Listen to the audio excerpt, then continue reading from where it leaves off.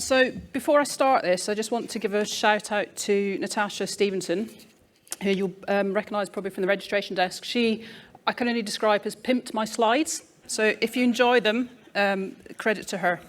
So I'm going to start by asking you a question. If you could have a brand new house, what would you go for? Would you go for a self-build, or would you go a bit more mainstream and say a new housing development? And I'm going to give you a few seconds to think about that, rather than just going for your initial ideas.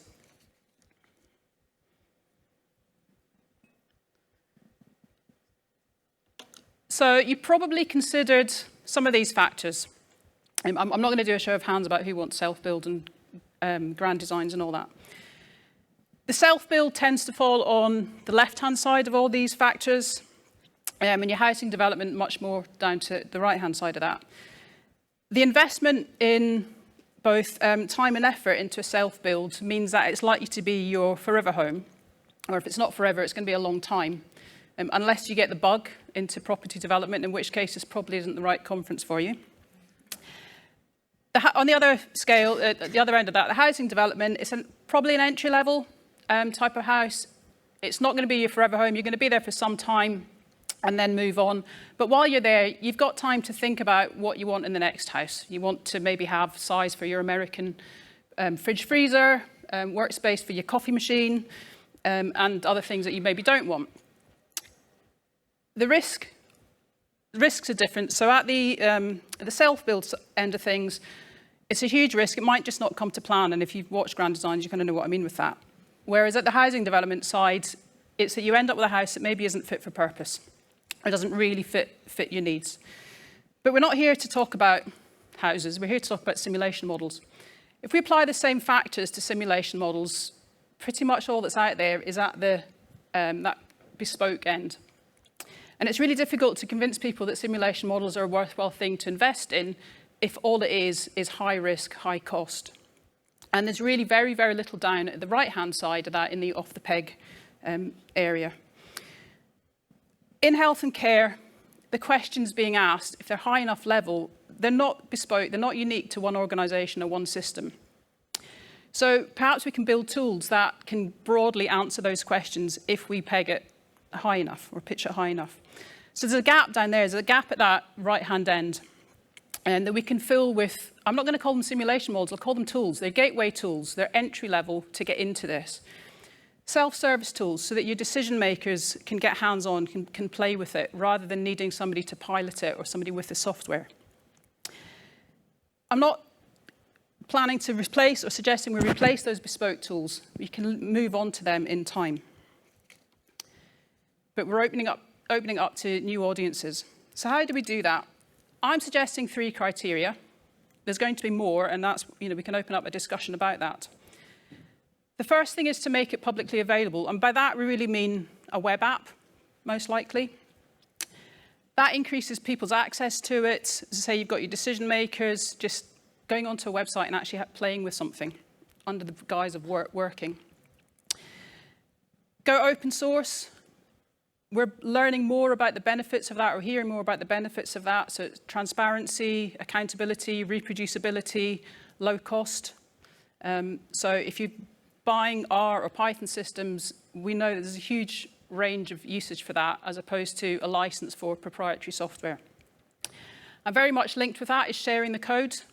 Let other people have your code, let them contribute to your code, or let them develop it themselves, but create a community where we're all learning from each other.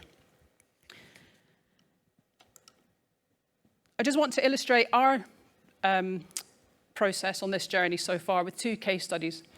The first is Healthy Options, which is a small rural charity supporting people living with long-term conditions or recovering from surgery or accidents. They offer a physical rehab program called ADAPT. It's a clinical pathway, and despite Healthy Options being the only provider of this in the area that they constantly have funding issues. They only ever get a year's funding at a time, which leaves a lot of stress come springtime each year. The strategy unit worked with them through our kind of pro bono volunteering days to improve how they better improve how they demonstrate the impact of what they do. And that included building a simulator to illustrate the potential cost avoidance of people who've been on the ADAPT programme in the cost to the wider health services. So QR code there if you want to have a look at it. The front end, we've got a screenshot there of the front end of it. It looks bespoke to Healthy Options, but actually behind it, the structure of it is a very generalised capacity-constrained system dynamic model. The link to that was shared with all the key stakeholders involved in the funding decisions, and that allowed them to explore it in their own time without the pressures of kind of being in meeting times of that. And the end result was that earlier this year, Healthy Options were given a 2+1 funding package. So 2 years guaranteed. The third year is on a rolling programme. If they meet the targets, they'll get that third year of funding. The feedback from the manager was that this simulator was instrumental, she feels, in that funding decision being made. And there's more information about the whole project that we did on poster board 4, if you want to see that later on. So we've achieved the first criteria. We've gone public with it. And just doing that first criteria, we've actually made a huge difference to this organisation. The second case study has been a bit longer in progress. So 2 years ago, the strategy unit ran an applied learning programme in system dynamics, which was open to analysts across the Midlands working in health or care. Each participant group were asked to bring a problem that they would build a model for over the course of the 6 months. So 2 analysts from Shropshire Council came, and Tracy, great to see you here today. And they came with a question about trying to understand what the future demand for care home beds in the older population might be in Shropshire over the next 10 years. So they built quite a detailed model, which is still, as far as I'm aware, still in use. We took the prototype model, genericized it, put it on the IC Exchange, which is a public repository for the software that we use, and populated it with some demo data. So anyone can go and have a play with it. Again, there's a QR code there for that. As well as the demo data that's there, you can put in your own population data, and there's an app, linked to an app that can pull up your projections if you're England based. So upload your own population projections and your occupancy and capacity values. Again, we've just fulfilled that first criteria of making it public. Since then, we've rebuilt the front end as a Shiny app. So there's 3 inputs to that. The XML file is the structure and the equations of the system dynamics model that sits behind it all. We've got some R code, which is really about the design of the Shiny app, and some Python code. So the interface is R, but under the bonnet, the engine driving that simulation is a Python package called ASDM, or Agile System Dynamic Modeling. And this is being developed by Wang Zhao of Strathclyde University, who's a PhD student there. And we're very much working together with this. He will develop a bit of code, send it to me and ask me to test on a real live active model, or I'll get stuck and I say, can you build this for me?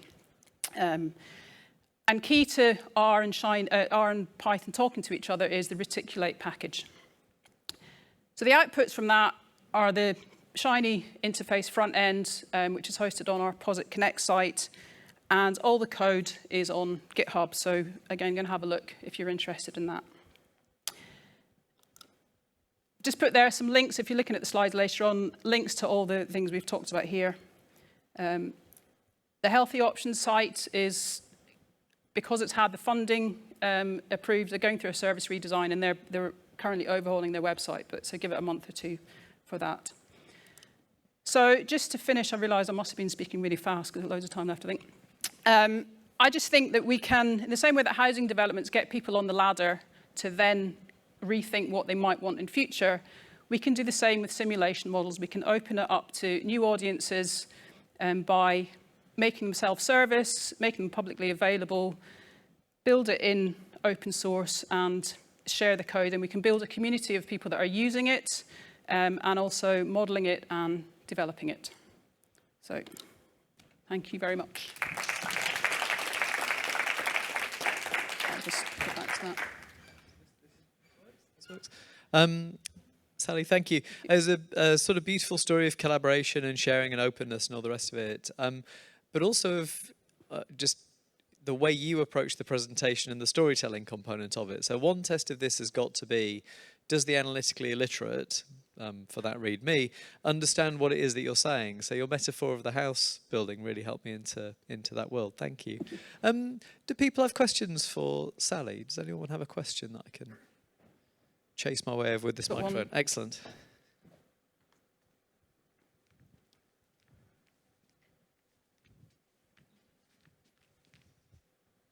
Thanks very much.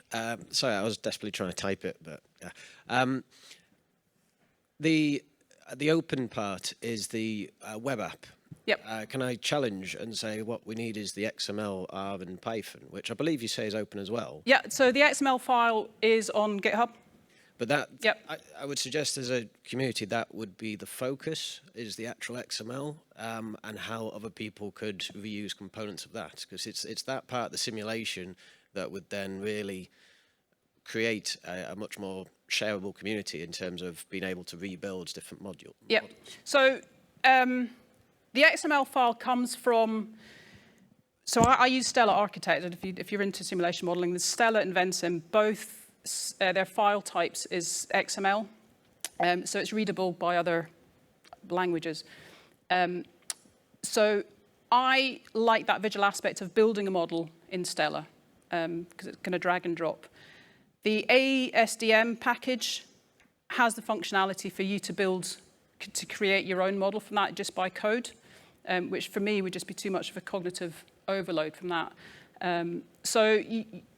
Yes, Stella, the Vensim, will create an XML file, which you don't have to. It's not the only way to input into, building that kind of open web app. So you could do it in other ways. Is that kind of answer your question? Yeah, brilliant.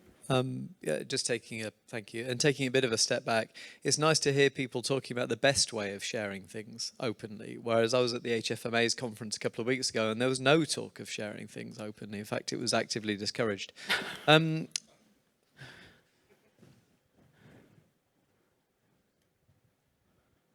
Yeah, thanks for that, Sally.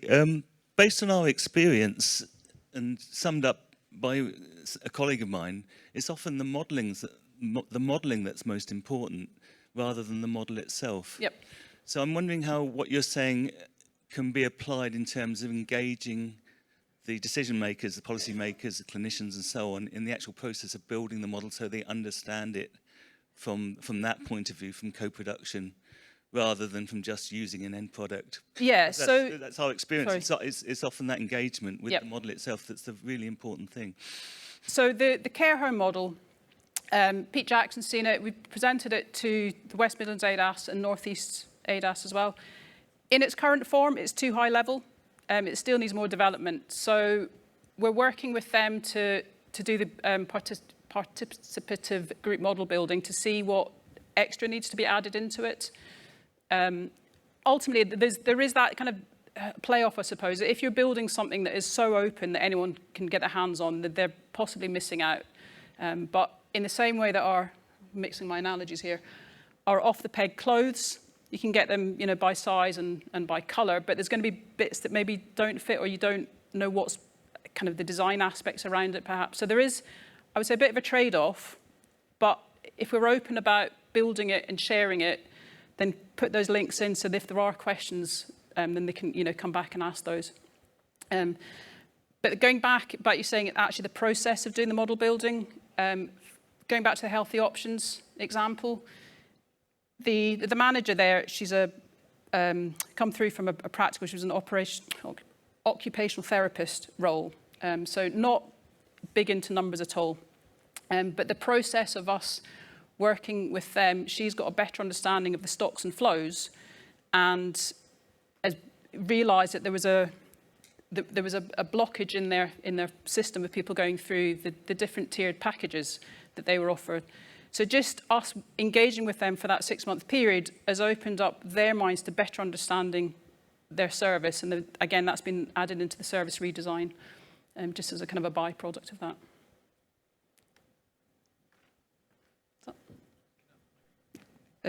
Yeah, go for it. Brilliant. We're out of time. We've got to the end of the session. I just want to give everyone the chance to thank Sally for her excellent presentation. All right. Thank you. Thank you. Okay, so we're at lunchtime now. Lunch is 12:15 to 1:30. There is an important thing to note, though. So in the programme that you have, it looks as though those of us who are running workshops in the afternoon are competing with Mark Farr's keynote speech. Not that we've bottled out of it, but we've decided to not compete with Mark Farr's keynote speech. So the workshops will actually now start at 2:05, so that you can see the whole keynote and then go to the workshops. Of course, you'll be looking across the workshops that are available to you and thinking the one called How Can We Make Soft Skills Less Hard, run by myself and Gordon Stovin, is by far the most attractive option. I'm sure you're all thinking that. So lovely. Anyway, I hope you enjoy your lunch. Back at 1:30.